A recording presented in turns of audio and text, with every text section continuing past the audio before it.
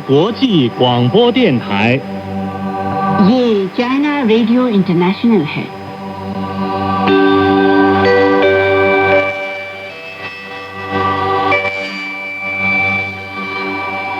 नमस्कार, ये China radio international है।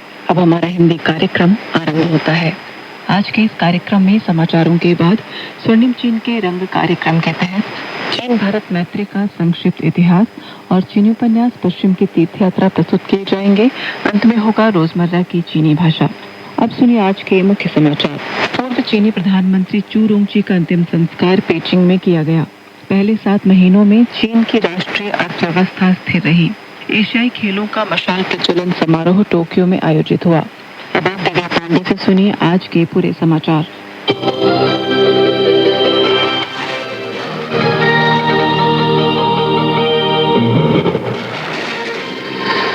चीनी कम्युनिस्ट पार्टी की 14वीं और 15वीं केंद्रीय कमेटी के पोलित ब्यूरो के स्थायी सदस्य और पूर्व प्रधानमंत्री चू रोंगची का अंतिम संस्कार 18 अगस्त को पेचिंग के पापाओशान क्रांतिकारी कब्रिस्तान में आयोजित किया गया। बता दें कि बीमारी के कारण चू रोंगची का 12 अगस्त को पेचिंग में देहांत हुआ। वे 98 वर्ष के थे। सुबह 9:30 बजे राष्ट्रपति शी जिनपिंग समेत चीनी नेताओं ने शोक संगीत के साथ चू रोंगची के पार्थिव शरीर के पास आकर मौन रखकर 3 बार सिर झुकाकर नमन किया और उनके परिजनों के साथ हाथ मिलाकर संवेदना व्यक्त की।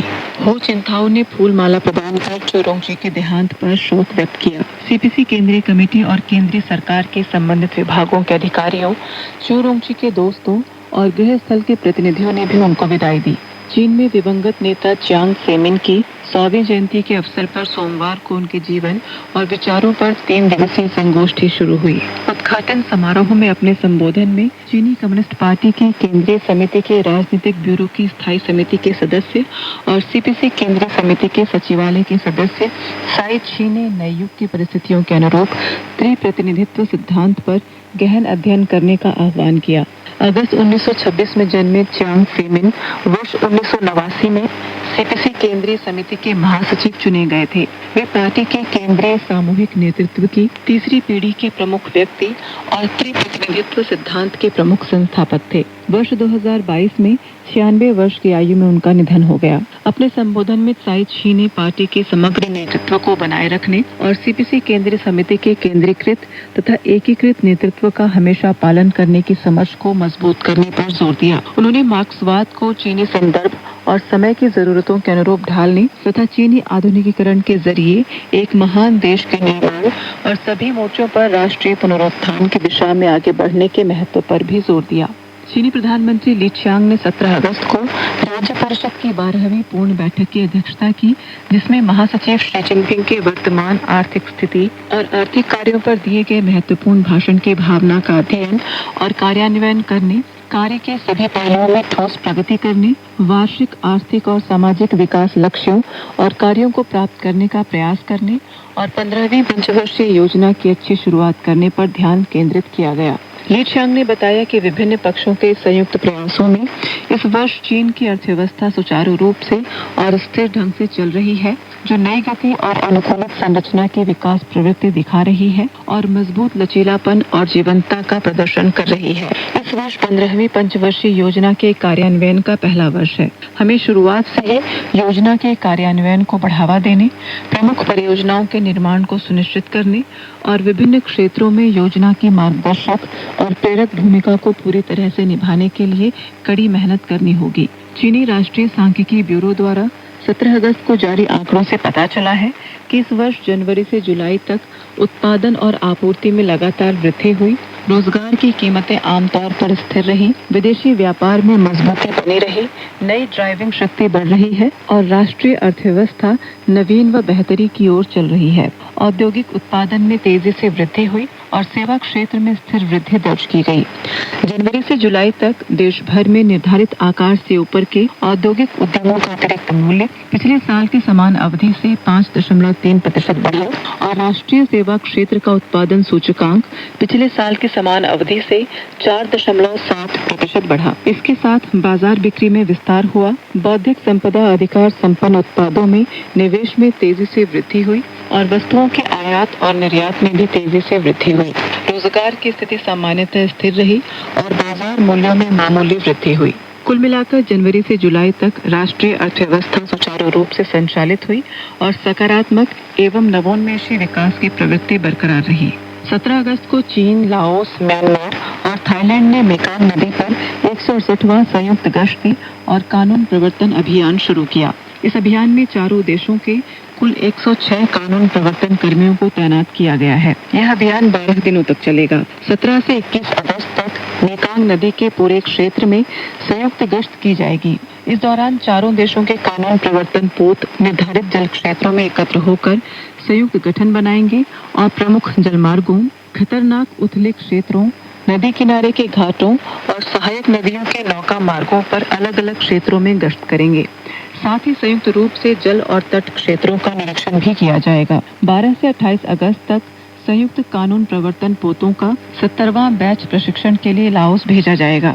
इसके अलावा इस अभियान के दौरान चारों देश थाईलैंड में एक बहुपक्षीय सूचना आदान प्रदान बैठक आयोजित करेंगे। इसमें हाल की सीमा पार घटनाओं और नदी बेसिन में अपराधों से निपटने के प्रयासों पर रिपोर्ट पेश की जाएगी। साथ ही चारों देशों के बीच सहयोग को और मजबूत करने, सूचनाओं को साझा करने तथा नदी बेसिन में होने वाली प्रमुख अवैध और आपराधिक गतिविधियों से निपटने के लिए विचारों और सुझावों का आदान प्रदान किया जाएगा।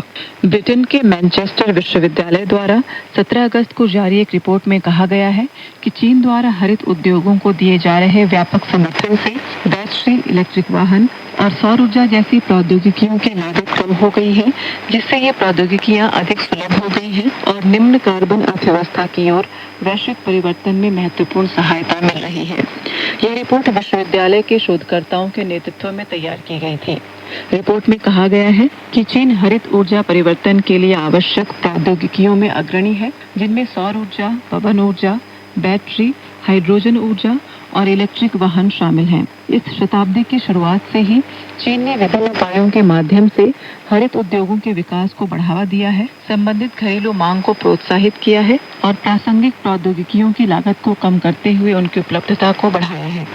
रिपोर्ट में तर्क दिया गया है कि बैटरी, इलेक्ट्रिक वाहन और सौर ऊर्जा जैसे हरित उद्योगों में चीन का औद्योगिक विकास वास्तव में वैश्विक हरित परिवर्तन का समर्थन कर रहा है।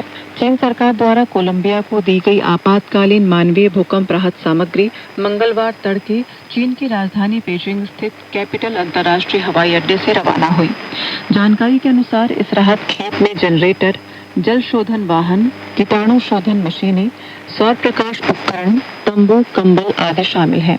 चार्टर विमान कोलंबिया की राजधानी बोगोटा के लिए रवाना हुआ है और स्थानीय समयानुसार मंगलवार दोपहर वहां पहुंचने की उम्मीद है। गौरतलब है कि 10 अगस्त को कोलंबिया में आए विनाशकारी भूकंप से भारी जनहानि हुई थी और संपत्ति को भी काफी नुकसान पहुंचा था। ऐसे में चीनी सरकार ने आपदा की स्थिति पर लगातार नजर रखी और कोलंबिया को तत्काल नकद सहायता के साथ मानवीय भूकंप राहत सामग्री देने का फैसला किया।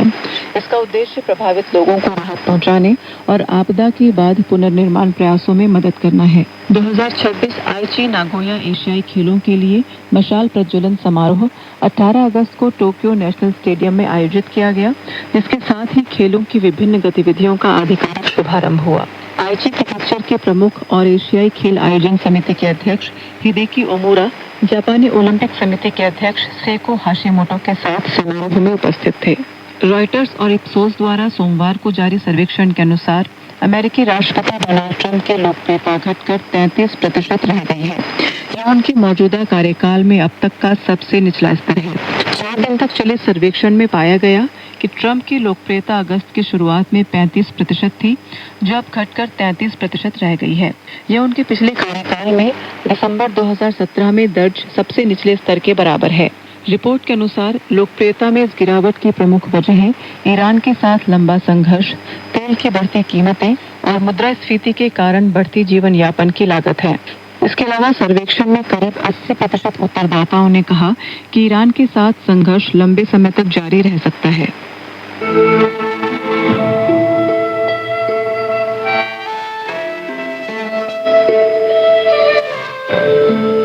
चीन की संस्कृति, सभ्यता और जानकारी, चीन का इतिहास, रीति रिवाज और विदेशी आदान प्रदान, सब कुछ यहाँ मिलता है। आइए चलते हैं चीन के सफर पर और शुरू करते हैं हमारा खास कार्यक्रम स्वर्णिम चीन के रंग।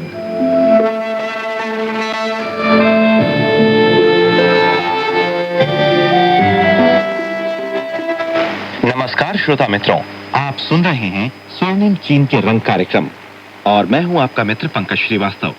स्वर्णिम चीन के रंग कार्यक्रम में हम आपको चीन की सांस्कृतिक, ऐतिहासिक और अलग अलग क्षेत्रों की कहानियां सुनाते हैं। इस कार्यक्रम में प्रोफेसर वांग शुइंग के लिखी हुई चीन और भारत सांस्कृतिक परिप्रेक्ष्य के विवरण पढ़कर सुनाएंगे। तो अपने वायदे के अनुसार हम इस बार भी एक नई कड़ी के साथ आपके सामने उपस्थित हैं, जिसका शीर्षक है चीन की परंपरागत मान्यता और आबादी। तो शुरू करते हैं।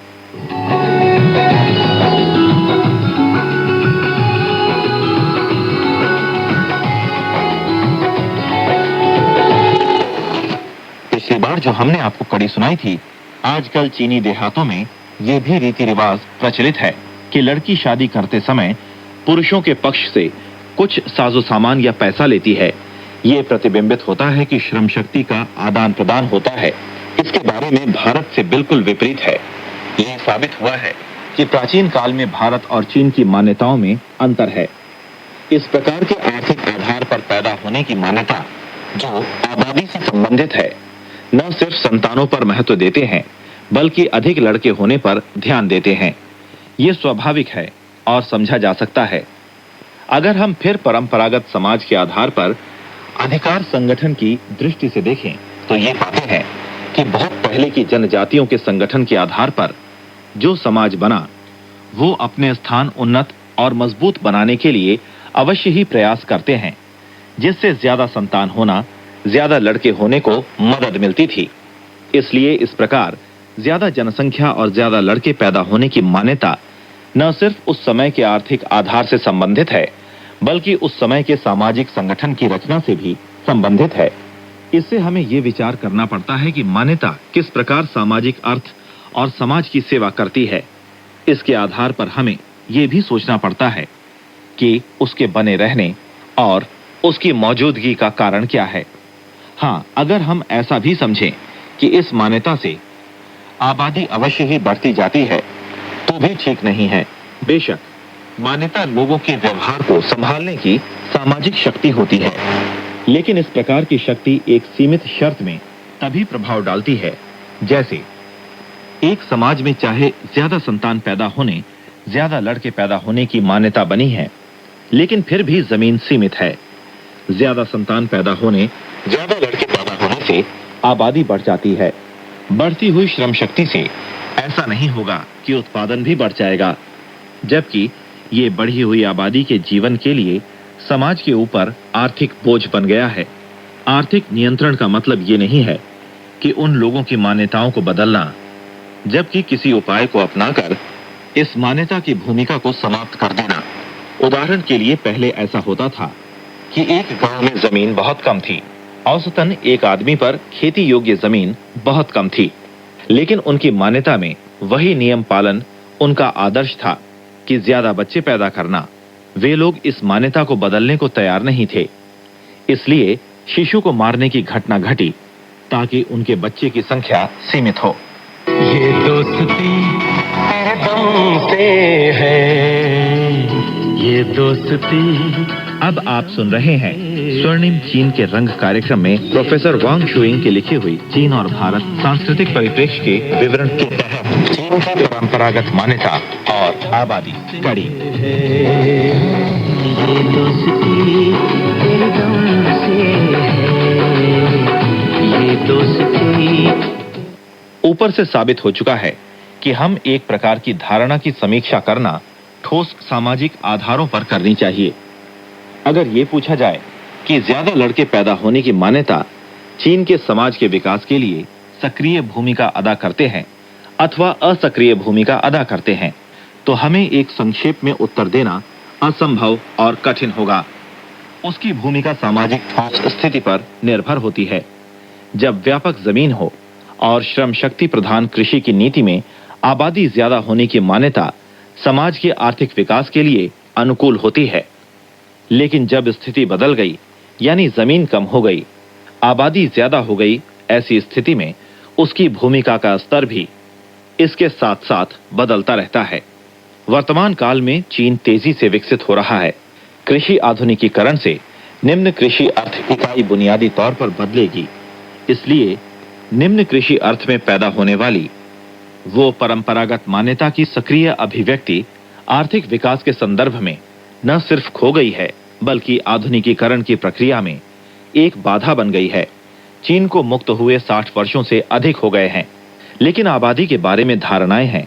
अभी तक देहातों में आधुनिकीकरण पूरी तरह से नहीं हो पाया है। चिकित्सा कार्य तेजी से विकसित होने से और दीर्घकालीन शांत वातावरण होने से लोगों की मृत्यु दर बहुत कम हो गई है। इसके साथ ही आबादी बढ़ने, बच्चों की जन्म दर बढ़ गई है, जिससे चीन के इतिहास में आबादी बढ़ने की रफ्तार और तेज हो गई है। सन 1949 में चीन की आबादी 50 करोड़ से ज्यादा थी। 1953 में 60 करोड़ हो गई। 1979 तक 90 करोड़ हो गई। आज 140 करोड़ हो गई है। देखिए, एक ही देश की जमीन पर आबादी की संख्या कई गुना बढ़ गई है।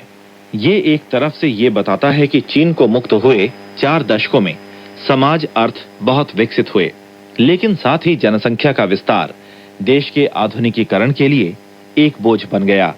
विगत वर्षों में खास तौर से 4 आधुनिकीकरण पूरा करने के दौरान किया आबादी के बढ़ने पर नियंत्रण लगाना, परिवार नियोजन लागू करना चीन का निर्देशक विचार बन गया है।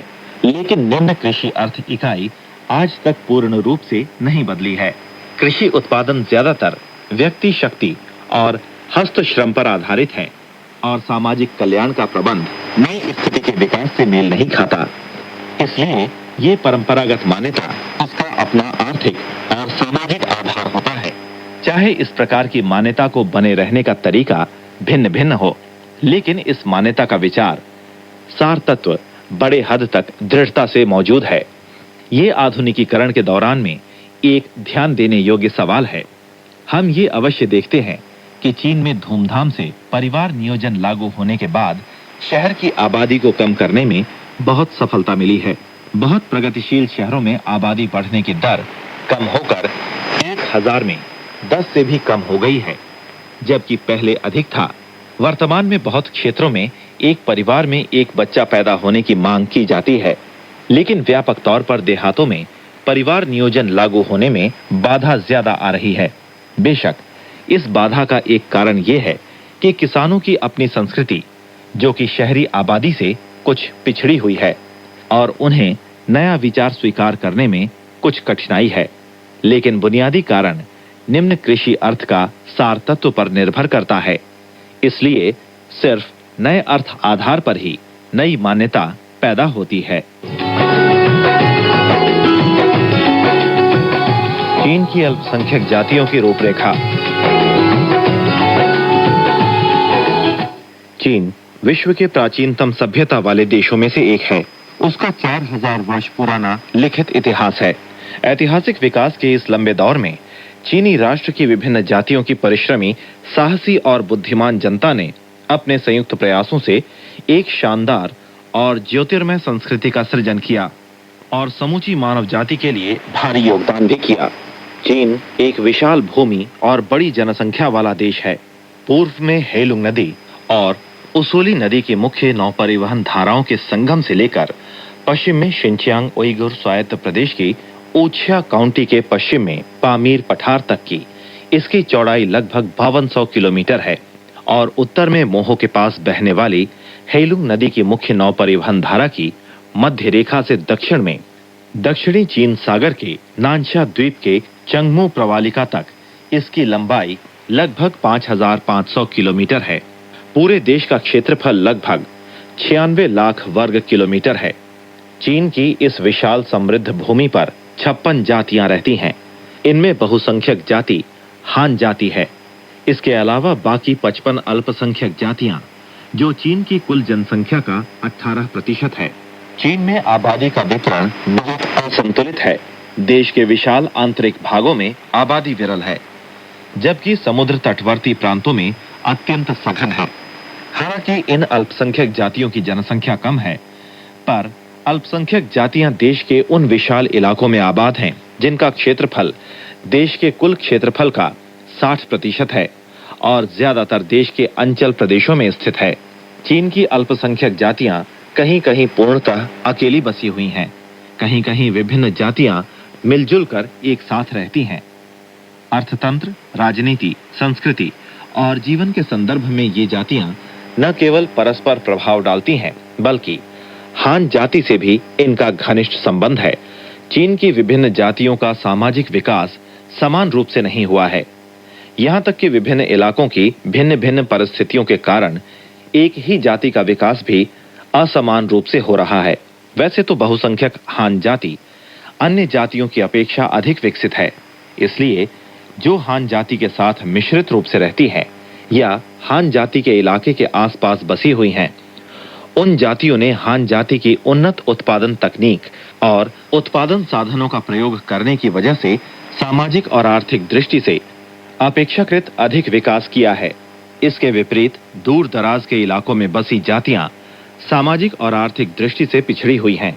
सन 1949 में चीन लोक गणराज्य की स्थापना से पहले कुछ एक ऐसी अल्पसंख्यक जातियां भी थीं जो पहाड़ी इलाकों के घने जंगलों में रहती थीं। लंबे अरसे से बाहरी दुनिया से अपरिचित और अलग थलग रहने के कारण उनमें आदिम कम्यून व्यवस्था का बचा खुचा रूप भी मौजूद था। अब सभी अल्पसंख्यक जातियां चीन के इस बड़े बहुजातीय परिवार का सदस्य बन गई हैं। चीन की केंद्रीय जन सरकार की तरजीह और सहायता से वे बड़ी मेहनत के साथ अपने जातीय अर्थतंत्र और संस्कृति का विकास करते हुए गरीबी और पिछड़ेपन से मुक्त हो गईं और विकसित होती जा रही हैं। ये दोस्ती तेरे दम से है, ये दोस्ती तेरे अब आप सुन रहे हैं स्वर्णिम चीन के रंग कार्यक्रम में प्रोफेसर वांग शुइंग के लिखे हुए चीन और भारत सांस्कृतिक परिप्रेक्ष्य के विवरण के तहत चीन की अल्पसंख्यक जातियों की रूपरेखा कड़ी। ये दोस्ती तेरे दम से है, दोस्ती। चीन की अल्पसंख्यक जातियों की एक विशेषता है कि वे आमतौर पर गीत नृत्य में निपुण हैं। उनकी अपनी अपनी सांस्कृतिक और कलात्मक परंपराएं हैं। उन्होंने बड़ी संख्या में मनोरम और सुंदर कविताओं, पौराणिक कथाओं, ऐतिहासिक कहानियों और साहित्यिक रचनाओं का सृजन किया है और अनेक मूल्यवान वैज्ञानिक पुस्तकें भी लिखी हैं। उनके इतिहास में अनेक विख्यात साहित्यकार, वैज्ञानिक और कलाकार पैदा हुए हैं। बहुत से शानदार जातीय शैली वाले सुंदर वस्तुओं का निर्माण हुआ है, जैसे आज चीन में बहुत प्रचलित बांसुरी, फीफा, हुचिन, चीनी वायलिन, याओकू, कमर का ढोल और ताम्र झांझ आदि वाद्य यंत्र विभिन्न जातियों के जातीय वाद्य यंत्र हैं। ईसा की 3री शताब्दी में हान राजवंश के काल से ही इनका प्रचार प्रसार पूरे देश में हुआ और आज भी बहुत लोकप्रिय है। चीन की अल्पसंख्यक जातियों की सांस्कृतिक जीवन और रीति रिवाज बहुत समृद्ध और रंग बिरंगी है। विकास के लंबे इतिहास में रहन सहन, खान पान, वेशभूषा, आभूषण, शादी ब्याह, जन्म संस्कार, अंतिम संस्कार और अतिथि सत्कार के संदर्भों में विभिन्न जातियों के भिन्न रीति रिवाज बने रहे हैं। उनके अपने अपने खास त्योहार भी हैं।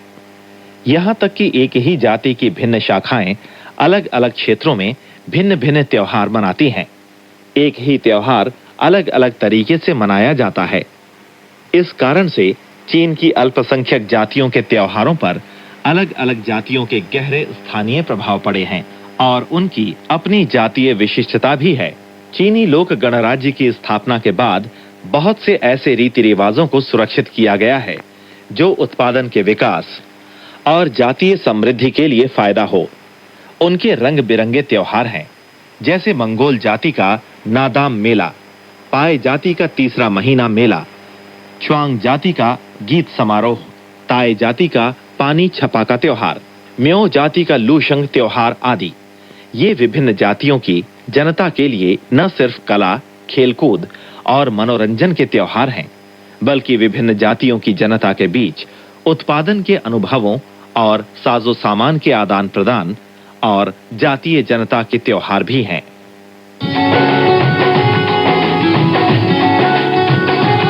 तो श्रोता मित्रों, ये था चीन की अल्पसंख्यक जातियों की रूपरेखा।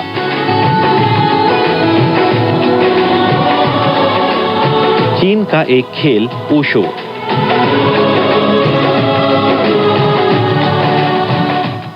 चीन सरकार व्यायाम और खेलकूद को जनता के स्वास्थ्य को सुधारने और देश को आगे बढ़ाने के बहुमुखी प्रयास का एक आवश्यक अंग समझकर उसकी ओर बहुत ध्यान देती है। 60 से अधिक वर्षों के प्रयास के बाद देश में व्यायाम और खेलकूद का अभूतपूर्व विकास हुआ है और जनता का स्वास्थ्य बेहतर होता गया है। इसके फलस्वरूप खेलकूद और व्यायाम में होनहार खिलाड़ी बड़ी संख्या में उभर कर सामने आए हैं। वुशु इन खेल कूदों में एक है। वुशु विदेशों में कुंग-फू को कहा जाता है। ये खेल शारीरिक स्वास्थ्य की दृष्टि से हितकर होने के साथ साथ आत्मरक्षा के लिए भी उपयोगी है और चीनी जनता पिछले कई हजार वर्षों से इसका अभ्यास करती आई है। चीन में आज भी वो लोकप्रिय खेल है। इसके अलावा विदेशों में भी चीनी वुशु के प्रति अत्यधिक दिलचस्पी पैदा हो गई है और दुनिया के बहुत से देशों में वुशु सिखाया जाने लगा है। वुशु खेल 2 प्रकार के हैं। पहला, खाली हाथों की छाया मुक्केबाजी और दूसरा, हथियारों, चाकू, तलवार और लाठी आदि के घुमाने फिराने की कला। वुशु के अभ्यास में इनका प्रयोग विभिन्न प्रकार की आंगिक क्रियाओं के जरिए किया जाता है। ये क्रियाएं चाहे हथियार लेकर की जाएं या बिना हथियार के, उन्हें एक खिलाड़ी द्वारा, 2 खिलाड़ियों के जोड़े द्वारा अथवा अनेक खिलाड़ियों के समूह द्वारा किया जा सकता है। चीन में वुशु का इतिहास बहुत पुराना है। इसका विकास मेहनतकश जनता के द्वारा उत्पादक श्रम और संघर्ष की अविराम प्रक्रिया में भाग लेने के दौरान हुआ था। यहाँ तक कि प्राचीन काल में भी वुशु का प्रयोग व्यायाम प्रशिक्षण और चिकित्सा में किया जाता था। उदाहरण के लिए 3री शताब्दी में उस समय के मशहूर शल्य चिकित्सक हुआ थो ने रोगों के इलाज और व्यायाम प्रशिक्षण के लिए ऊ छिन शी यानी 5 पशु समान क्रियाओं का आविष्कार किया था, जो आज भी प्रचलित है। आज चीनी लोगों को वुशु बहुत पसंद है। उसके बारे में कुछ संबंधित किताबें प्रकाशित होती रहती हैं। खाली हाथ से वुशु की चेष्टाएं और चौड़े फल वाली तलवार, भाला, दुधारी तलवार, लाठी और अन्य हथियार लेकर वुशु की चेष्टाएं करने के बारे में अनेक पुस्तकें प्रकाशित की गईं। राष्ट्रीय स्तर पर वुशु संघ की स्थापना भी की गई। अब चीन में सभी खेलकूद और व्यायाम कॉलेजों में वुशु के कोर्स प्रस्तुत किए जाते हैं और बहुत से स्थानों पर वुशु प्रशिक्षण कथाएं और शिक्षण केंद्र कायम किए गए हैं। आज चीन में हर जगह वुशु के शौकीन लोगों को अकेले या समूह में हथियार सहित या बिना हथियार के वुशु का अभ्यास करते हैं। चीन सरकार द्वारा प्रोत्साहन दिए जाने से वुशु खेल का बहुत विकास हुआ है। अखिल चीन वुशु संघ की स्थापना भी हो चुकी है। अनेक शहरों और कस्बों में वुशु प्रशिक्षण केंद्र स्थापित किए गए हैं और हर व्यायाम और खेलकूद कॉलेज के पाठ्यक्रम में वुशु एक विषय के रूप में शामिल किया जाता है। यही नहीं, हर साल एक राष्ट्रीय वुशु प्रतियोगिता का आयोजन भी किया जाता है। बड़ी खुशी की बात यह है कि आज चीन के शहर या देहात में आप जहां भी जाएं, वुशु प्रेमियों को अकेले या समूह में मुक्केबाजी का अभ्यास करते हुए या तलवारें नचाते हुए देख सकते हैं। तो श्रोता मित्रों, ये था चीन का एक खेल वुशु।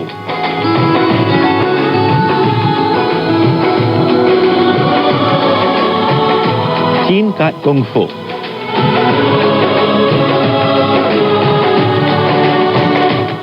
चीनी कुंग-फू की चर्चा करते समय अनेक विदेशी मित्रों को ब्रूस ली, जैकी चैन, जेट ली और चीनी कुंग-फू फिल्मों की याद आ जाती है।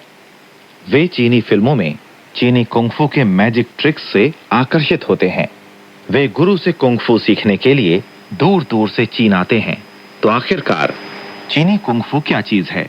चीनी कुंग-फू का दूसरा नाम है कि चीनी वुशु, जिसका मुख्य विषय है मार्शल आर्ट, यानी वुशु के पैंतरे से लड़ने और मारने का एक कौशल है। इसमें हाथों, टांगों, पैरों, शरीर और दिल आदि का समग्र प्रयोग होता है। चीनी कुंग-फू की नियमित क्रियाएं हैं, यानी ऊशु की हर एक सुनिश्चित क्रियाएं होती हैं। ये क्रियाएं लंबे समय के अभ्यास से सीखी जा सकती हैं। इसके अलावा चीनी कुंग-फू अंदर और बाहरी अभ्यास करने पर ध्यान देता है। कुंग-फू शरीर को स्वस्थ करने के साथ साथ गठीला भी बना सकता है। वो लोगों के स्वाध्याय और परिष्कार को भी उन्नत करता है। चीनी कुंग-फू के अपने संप्रदाय हैं।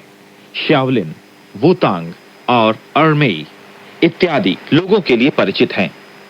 चीनी कुंग-फू का लंबा इतिहास है, जिसके कई हजार वर्षों का इतिहास है। वो चीनी जनता द्वारा लंबे अरसे से एकत्र की गई एक मूल्यवान सांस्कृतिक धरोहर है। वो चीनी संस्कृति की भावना का उत्तराधिकार है, जिसमें वीरता की भावना मौजूद है। वो आत्म अनुशासन, शिष्टाचार, दायित्व और राष्ट्रीय सच्चरित्रता पर महत्व देता है। इसलिए कुंग-फू सीखते समय लोगों को न सिर्फ ऊशु की क्रियाओं को सीखना चाहिए, बल्कि कुंग-फू में संजोई ऊशु की संस्कृति भी सीखनी चाहिए।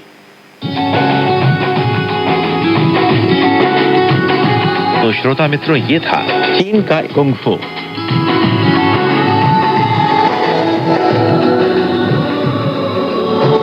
थाईची मुक्केबाजी।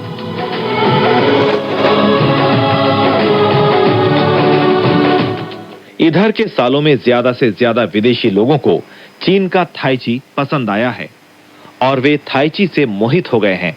तो थाईची की क्या मोहन शक्ति है? इस प्रकार की छाया मुक्केबाजी होने के नाते थाईची एक मार्शल आर्ट की इवेंट और खेलकूद और शरीर फिटिंग की इवेंट भी है। थाईची की क्रिया बहुत धीमी, कोमल और खूबसूरत है। थाईची खेलने से शरीर को स्वस्थ बनाने के साथ साथ अपने चरित्र को भी सुधारा जा सकता है और रोगों का इलाज भी किया जा सकता है। पहले थाईची में चीनियों में प्रचलित यिन और यांग का दर्शन शास्त्र निहित है। थाईची में गतिशील और स्थिर और तेज और धीमा होने की विशेषता है। देखने में थाईची की क्रिया बहुत धीमी और शांत लगती है।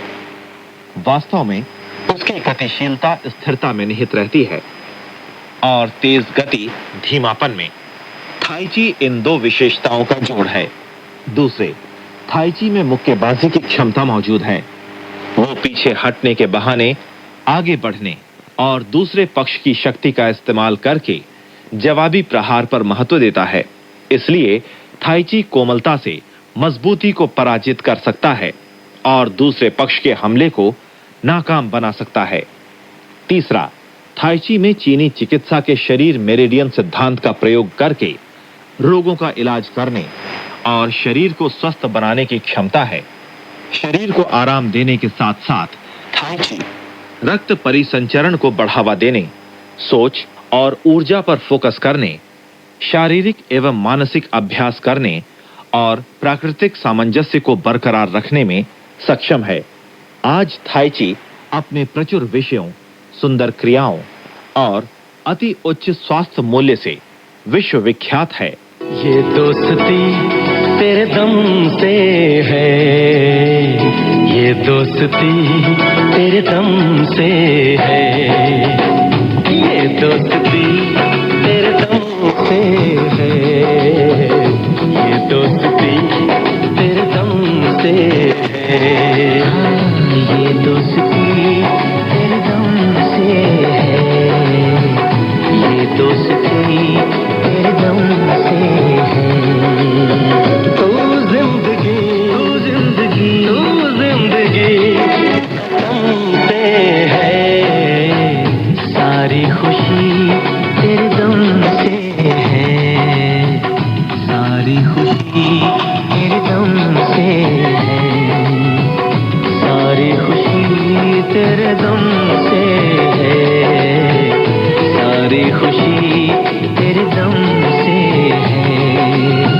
तू जिंदगी तू जिंदगी कसम से है, ये दोस्ती तेरे दम से है, ये दोस्ती तेरे दम से है। तो श्रोता मित्रों, ये था स्वर्णिम चीन के रंग कार्यक्रम में प्रोफेसर वांग शुइंग की लिखी हुई चीन और भारत सांस्कृतिक परिप्रेक्ष्य की विवरण के तहत चीन का एक खेल वुशु, चीन का कुंग-फू, चीन का थाई ची मुक्केबाजी। आज ये कड़ी यहीं समाप्त होती है। अगली बार हम एक नई कड़ी के साथ एक बार फिर आपके सामने उपस्थित होंगे। तब तक के लिए अपने मित्र पंकज श्रीवास्तव को आज्ञा दें। नमस्कार।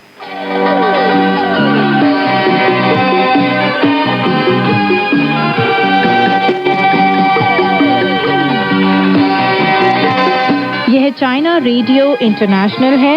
अब शुरू होता है पश्चिम की तीर्थ यात्रा महासागर का समय।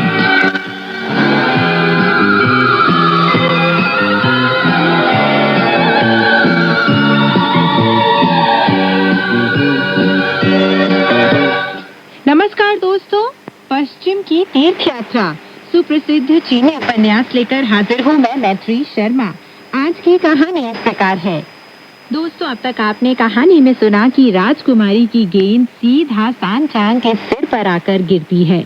यह सुनकर कि राजकुमारी की गेंद एक भिक्षु को लगी है, राजा बहुत ही नाखुश होता है, पर फिर भी वह राजकुमारी की राय जानना चाहता है। जब राजकुमारी से पूछा जाता है तो वह यही कहती है कि उसने प्रतिज्ञा की थी कि वह गेंद जिसे भी लगेगी उसे वह सच्चे मन से अपना पति मान लेगी। राजा उसकी बात सुनकर खुश होता है और सांचांग को दामाद के रूप में स्वीकार करने के लिए मान जाता है। इस सब को सुनकर सांचांग बहुत ही परेशान हो जाता है और राजा से कहता है कि वह उसका पारपत्र मोहर लगाकर उसके शिष्यों को दे दे ताकि वे अपनी पश्चिम की यात्रा पूरी कर सके। चलिए दोस्तों, कहानी को आगे बढ़ाते हैं और सुनते हैं कहानी में आगे क्या हुआ। वानर सुसज्जित मीनार के नीचे सांचांग से जुदा होने के बाद खुशी खुशी अतिथि मिलन आवास में लौट गया और जोर शोर से हंसने लगा। शूकर और भिक्षु रेतात्मा उसका अभिवादन करते हुए पूछने लगे, तुम इतना ज्यादा हंस क्यों रहे हो भैया, और हमारे गुरुदेव कहाँ गायब हो गए हैं? वानर ने जवाब दिया, गुरुदेव को सुख सौभाग्य की प्राप्ति हो गई है। शूकर ने पूछा, कैसा सुख सौभाग्य? वे अभी ना तो अपनी यात्रा पूरी कर पाए हैं और ना भगवान बुद्ध के दर्शन करने और धर्म सूत्रों को लाने में सफल हुए हैं। वानर ने जवाब दिया, गुरुदेव और मैं चौराहे पर खड़ी एक सुसज्जित मीनार तक ही पहुंच पाए थे कि राजा की कन्या ने गुरुदेव पर एक कढ़ी हुई गेंद फेंकी। इसलिए राजमहल की सुंदरियों, रूपवान कन्याओं और खोजाओं ने उन्हें मीनार के अगले हिस्से में पहुंचा दिया, जहां से वे एक वाहन में बैठकर राजकुमारी के साथ राजमहल की ओर प्रस्थान कर गए। उन्हें राजा का दामाद बनाने के लिए आमंत्रित किया गया है। क्या यह कोई प्रसन्न होने की बात नहीं है? जब शूकर ने यह सब सुना तो वह जोर से पांव जमीन पर पटकने के बाद छाती पीटने लगा और बोला, अगर मुझे यह बात पहले से पता होती तो मैं भी वहां जाता। सारी मुसीबत की जड़ भिक्षु रेतात्मा ही है। मुझे दौड़कर सीधे सुसज्जित मीनार के नीचे पहुंच जाना चाहिए था। कढ़ी हुई गेंद पहले मुझे ही लगती और राजकुमारी मुझे ही अपना पति चुन लेती। यह कितनी शानदार बात होती, कितनी अच्छी बात होती, कितनी सुंदर और आकर्षक है राजकुमारी। उसके लिए मुझसे ज्यादा सुयोग्य वर भला कौन हो सकता था। हम सब का भाग्य चमक उठता और हमें अच्छे दिन देखने को मिलते। कितना मजा आता हमें तब। भिक्षु रेतात्मा शूकर के पास गया और उसके चेहरे पर हाथ फेरता हुआ बोला, बड़े बेशर्म हो भाई तुम। मैं कहता हूँ तुम सचमुच एक खूबसूरत उल्लू हो। अगर राजकुमारी पहली ही बार अपनी गेंद तुम्हारे ऊपर फेंक देती तो वह तुमसे जान छुड़ाने के लिए आज रात तक हरगिज इंतजार नहीं करती। शूकर ने जवाब दिया, तुम बड़ी उटपटांग बातें कर रहे हो। मैं बदसूरत भले ही हूँ, लेकिन हूँ तो मजेदार। वानर ने टोका, ये बेसिर पैर की बातें करना बंद करो और सामान बांध लो। मैं सोचता हूँ गुरुदेव को हमारी चिंता परेशान कर रही होगी और वे हमें बुला भेजेंगे, इसलिए हमें राज दरबार में जाकर उनकी रक्षा के लिए तैयार हो जाना चाहिए। शूकर ने कहा, तुम फिर गलती कर रहे हो भैया। अगर गुरुदेव राजा के दामाद बन चुके हैं और राजकुमारी के साथ मौज करने के लिए चले गए हैं, तो उन्हें अब ना तो किसी पर्वत पर चढ़ना पड़ेगा और ना किसी रास्ते की खाक छाननी पड़ेगी या फिर दैत्य दानवों या राक्षसों से लोहा लेना पड़ेगा। ऐसी स्थिति में उन्हें तुम्हारी सुरक्षा की जरूरत कहाँ पड़ेगी? उन्हें तुम्हारे सहारे की जरूरत नहीं होगी। वानर ने शूकर का कान पकड़कर उसे घूंसा मारा और फटकार लगाई। अरे ओ जड़ बुद्धि, तुम्हारा दिमाग न जाने कहाँ कहाँ घूमता रहता है। ऐसी बेहुदा बातें करते हुए तुम्हें शर्म नहीं आती? अभी उनका झगड़ा चल ही रहा था कि आवास अधीक्षक ने वहां आकर सूचना दी। राजकुल श्रेष्ठ ने एक अधिकारी भेजकर आप तीनों परम पावन भिक्षुगण से राज दरबार में उपस्थित होने का अनुरोध किया है। वानर ने पूछा, महाराज हमें वहां क्यों बुला रहे हैं? अधीक्षक ने जवाब दिया, वरिष्ठ परम पावन भिक्षु को राजकुमारी की सुनहरी गेंद से आहत होने और उनका पति बनने का सौभाग्य प्राप्त हुआ है। यही वजह है कि सरकारी अधिकारी आप लोगों को आमंत्रित करने आया है। वानर ने पूछा, अधिकारी कहाँ है? उसे अंदर भेज दीजिए। अधिकारी ने अंदर आकर वानर को नतमस्तक होकर प्रणाम किया। उसे वानर से आंखें मिलाने की हिम्मत नहीं हुई और वह बुदबुदाने लगा। क्या यह वानर है? राक्षस है? वज्र देवता है या यक्ष है? अधिकारी महोदय, आप जो कुछ कहना चाहते हैं साफ साफ क्यों नहीं कह रहे? बुदबुदा क्यों रहे हैं?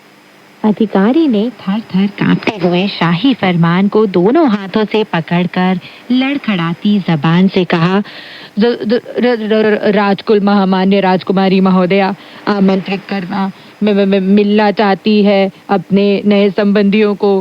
राजकुल महामान्य राजकुमारी महोदया मिलना चाहती है अपने नए संबंधियों को आमंत्रित करना चाहती है। शूकर बोला, हमारे पास यहाँ कोई यातना उपकरण तो है नहीं और हम आपकी पिटाई हरगिज नहीं करेंगे, इसलिए डरने की जरूरत नहीं है। सारी बात आराम से बता दीजिए।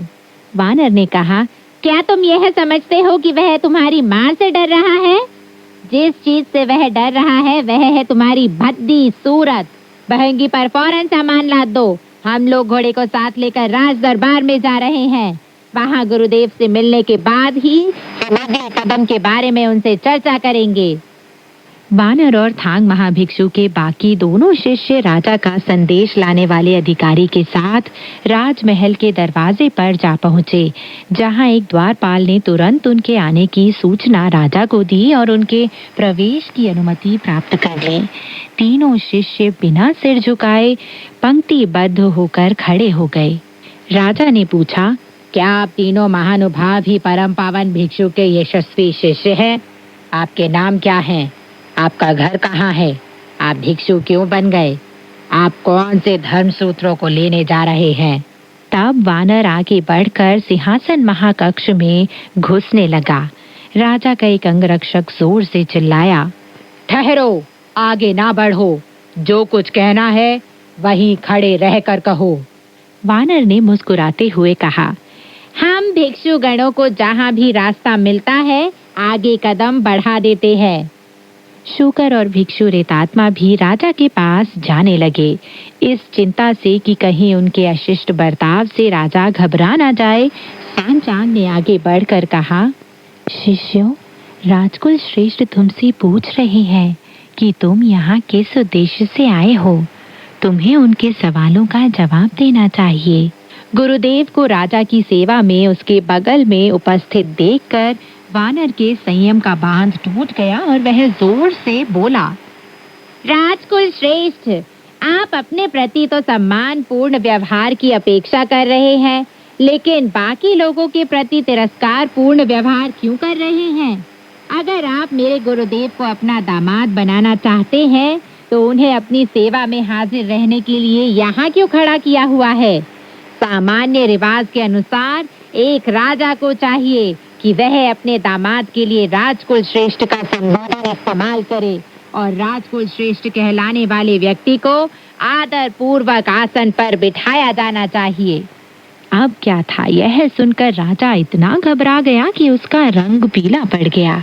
उसके मन में आया कि सिंहासन महाकक्ष के अंदर चला जाए, लेकिन चूंकि यह बड़ा ही अटपटा मालूम होता, इसलिए उसने साहस बटोर कर अपने सेवकों से कढ़े हुए आसन वाली कुर्सी मंगवाई और थांग महाभिक्षुक से उस पर बैठने का अनुरोध किया।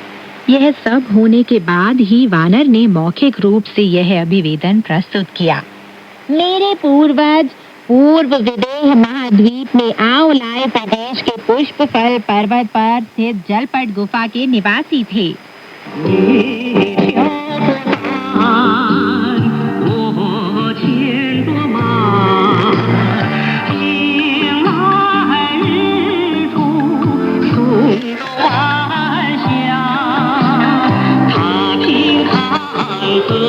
तुम्हारे कंधे पर है पोटली, मेरे हाथों में घोड़े की लगाम।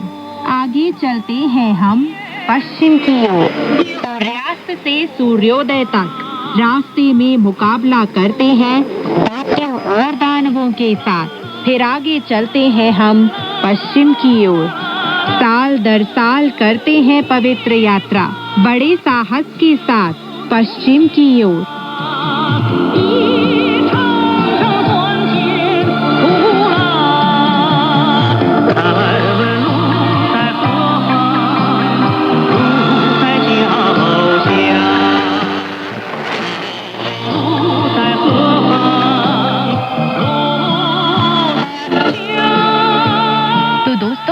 कहानी यहीं तक।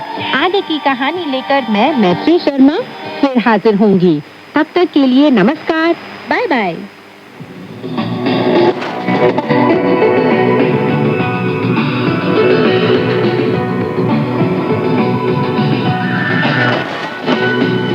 用你的母语学汉语，每日汉语。 मातृभाषा में चीनी सीखें रोजमर्रा की चीनी भाषा। 用你的母语学汉语，每日汉语。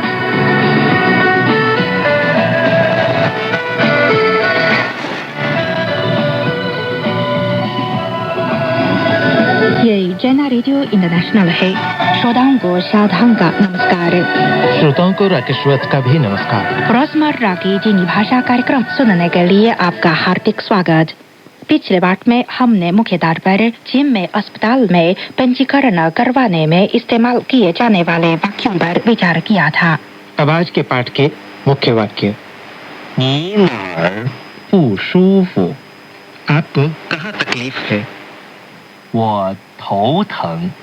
मेरे सिर में दर्द है। 我拉肚子。 मुझे दस्त लगे हैं। 先量一下体温。 पहले शरीर का तापमान चेक करवाइए। 什么时候开始的？ कब से शुरू हुआ?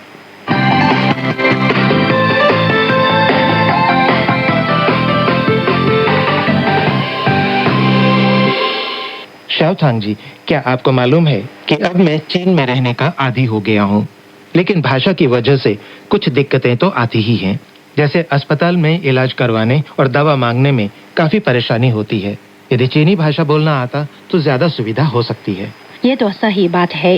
अब आप चीनी सीख भी रहे हैं और आज हम अस्पताल में प्रयोग किए जाने वाले वाक्य सीखेंगे। यदि आप ठीक नहीं है और इलाज करवाने अस्पताल जाते हैं तो डॉक्टर आपसे पूछेगा 你哪儿不舒服? यानी कि आपको कहाँ तकलीफ है। 你哪儿不舒服? 你 तुम या आप, 你 नार कहाँ, 哪儿 不 नहीं, 不 舒服 आराम। 舒服? 你哪儿不舒服? आपको कहाँ आराम नहीं है या कहाँ तकलीफ है।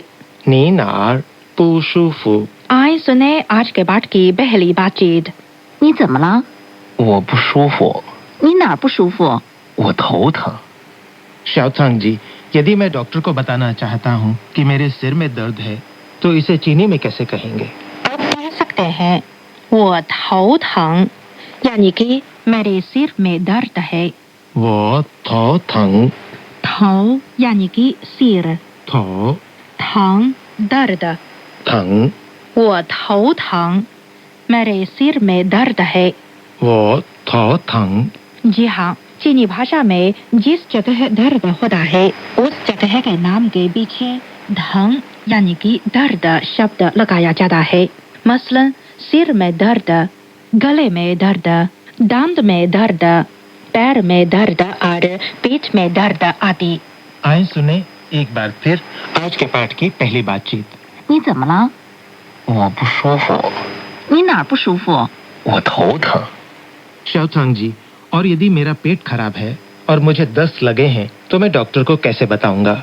आप कह सकते हैं 我拉肚子， वो ला तूच 拉肚子 दस्त लगना।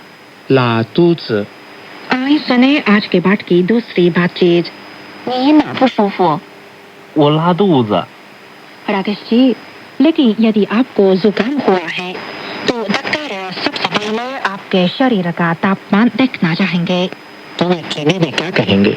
चीनी में कहेंगे 先量一下体温， पहले जरा शरीर का तापमान चेक करवाइए।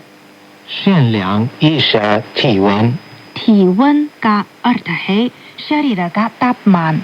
体温 量体温 तापमान चेक करवाना। 量体温一下 जरा 以下量一下体温 जरा शरीर का तापमान चेक करवाइए। 量一下体温 先 पहले 先 先量一下体温 पहले जरा शरीर का तापमान चेक करवाइए। 限量一下体温 आइए सुने आज के पाठ की तीसरी बातचीत। 先量一下体温。 39度，你发烧了。राकेश जी, फिर डॉक्टर आपसे पूछेंगे कि जुकाम कब शुरू हुआ। चीनी भाषा में इसे ऐसे कहेंगे 什么时候开始的？什么时候开始的？什么时候 यानी कि कब। 什么时候开始 शुरू। 开始？什么时候开始的 कब से शुरू हुआ। 什么时候开始的？ आइए सुने आज के बाद की जाती बातचीत। 你怎么了？我拉肚子，什么时候开始的？从昨天开始的。 अच्छा दोस्तों, अब हम आज का पाठ दोहराएं। आपको कहाँ पर तकलीफ है को चीनी भाषा में कहते हैं 你哪儿不舒服？你哪儿不舒服？不舒服 तकलीफ। 不舒服？我头疼 मेरे सिर में दर्द है।我头疼。我拉肚子 मुझे दस्त लगे हैं। 我拉肚子。先量一下体温。先量一下体温。पहले जरा शरीर का तापमान चेक करवाइए। 什么时候开始的？什么时候开始的？कब से शुरू हुआ? अच्छा, अब हम आज के पाठ की सारी बातचीत सुने। बातचीत 1। 你怎么了？我不舒服，你哪儿不舒服？我头疼， बातचीत 2。你哪儿不舒服？我拉肚子。 बातचीत 3。先量一下体温。 39度，你发烧了。बातचीत 4。你怎么了？我拉肚子，什么时候开始的？从昨天开始的。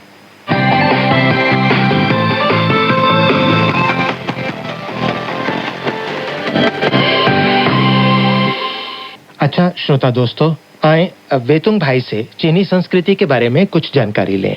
चीनी लोग इलाज के लिए आमतौर पर अपनी इकाई या किसी बीमा कंपनी द्वारा निश्चित अस्पताल जाते हैं। बेशक किसी दूसरे अस्पताल जाने पर भी कोई पाबंदी नहीं है। कुछ लोग पश्चिमी चिकित्सा पद्धति वाले अस्पताल में जाना ज्यादा पसंद करते हैं, पर कुछ लोग चीनी परंपरागत चिकित्सा पद्धति वाले अस्पताल ही जाते हैं। जी हाँ, जरूरत पड़ने पर किसी दांत के अस्पताल, आंख के अस्पताल या जच्चा बच्चा अस्पताल भी जाना पड़ता है। कोई भी रोगी डॉक्टर द्वारा लिखित नुस्खा लेकर अस्पताल में ही दवा ले सकता है या या किसी दवा की दुकान में जाकर भी दवा खरीद सकते हैं। संक्षेप में कहा जाए तो दवा खरीदने और सेवन करने में सावधानी जरूरी है।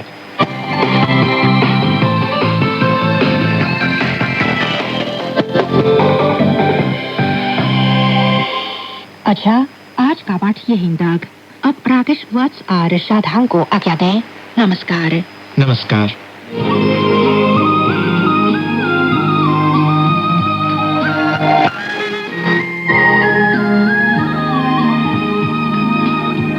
CGTN हिंदी सेवा रोजाना 5 कार्यक्रम प्रसारित करती है।